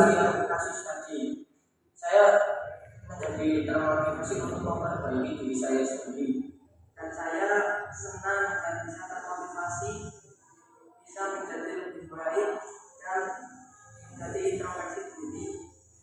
Wassalamualaikum warahmatullahi wabarakatuh. Ya, itu Bapak Ibu. Jadi ketika mereka bisa menyelesaikan masalah mereka dengan sendiri, Bapak Ibu guru senang, siswanya senang, dan mereka pun bisa kembali ke kelasnya, kembali dengan sesuai dengan karakter mereka yang lebih baik. Demikian Bapak Ibu, alhamdulillah, sampai juga pada kata terima kasih ya. Jadi Bapak Ibu guru yang saya hormati, alhamdulillah dari tadi pagi sampai sekian Bapak Ibu masih setia ya. Setia belajar bersama saya, berdiskusi bersama saya. Mohon maaf Bapak Ibu, jadi tadi kita sudah belajar dari disiplin positif sampai dengan segitiga restitusi ya. Mudah-mudahan apa yang saya sampaikan bermanfaat Meskipun saya tadi sampaikan bahwa ketika kita menciptakan budaya positif itu tidak mudah Bapak Ibu Guru. Jadi dibutuhkan kerja keras, kerjasama yang baik, dan kolaborasi juga antar guru sehingga budaya positif itu bisa kita ciptakan di sekolah kita ini Bapak Ibu. Mudah-mudahan setelah diseminasi saya ini kita royo-royo bareng-bareng kompak untuk menciptakan budaya positif di SMP Negeri 1 Karangkobar. Terima kasih Bapak Ibu Guru yang saya hormati atas waktu, atas kesempatan, atas kesetiaannya Minara Lenggah dari tadi untuk mengikuti diseminasi ini. Tidak lupa moto guru penggerak Indonesia yaitu tergerak, bergerak, menggerakkan. Terima kasih. Wassalamualaikum warahmatullahi wabarakatuh. Assalamualaikum warahmatullahi wabarakatuh. Saya Heru Prihanto, SPD MPD, Kepala Sekolah SMP Negeri 1 Karangkobar, Kabupaten Banjarnegara. Saya merasa sangat senang sekali atas diseminasi yang sudah disampaikan oleh Ibu Puji Astuti sebagai CGP Angkatan ke-10 karena dapat memotivasi teman-teman untuk menjalankan kewajibannya dengan penuh antusias sehingga teman-teman juga terinspirasi untuk meniru seperti Bu Puji kepingin menjadi CGP, kepingin menjadi guru penggerak sehingga bisa lebih memotivasi, lebih memajukan SMP Negeri 1 Karangkobar. Dengan adanya Puji sebagai CGP ini menambah gairah dalam pembelajaran di sekolah, menjadi inspirasi bagi teman-teman untuk meniru bagaimana Bu Puji mengajar dan teman-teman bisa mengadopsi pembelajaran yang disampaikan oleh Bu Puji. Saya kira itu pernyataan dari saya. Saya akhiri billahi fisabilillah. Assalamualaikum warahmatullahi wabarakatuh. Saya Tri Sulistiani, guru IPS SMP Negeri 1 Karangkobar.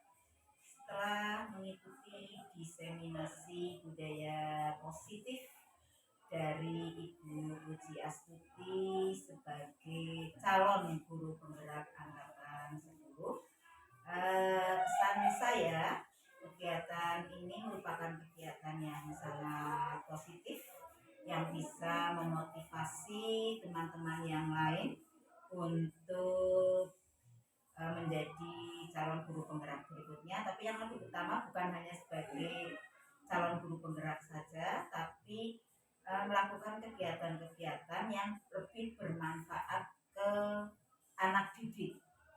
Karena yang kita lakukan bukan hanya memberikan ilmu pada anak didik, tapi dengan materi disiplin positif ini membuka wawasan kita bagaimana meningkatkan dan mengubah karakter anak dari yang masih biasa saja menjadi lebih berkarakter, menjadi lebih baik lagi. Dan untuk Ibu Puji Astuti sendiri sebagai calon guru penggerak juga semoga lebih meningkatkan kualitasnya dan lebih membawa manfaat yang lebih banyak lagi untuk teman-teman yang lain, memotivasi teman-teman yang lain. Assalamualaikum warahmatullahi wabarakatuh. Perkenalkan, nama saya Junedi, salah satu guru agama di SMP Negeri 1 Karangkobar. Baru saja kita mengikuti diseminasi budaya positif oleh calon guru penggerak Ibu Puji Astuti SPD. Sangat bermanfaat dan berkesan dan menjadikan motivasi saya untuk menjadi guru yang lebih baik yang bisa menerapkan disiplin positif. Selamat untuk Ibu Puji Astuti, semoga sukses jadi guru penggerak.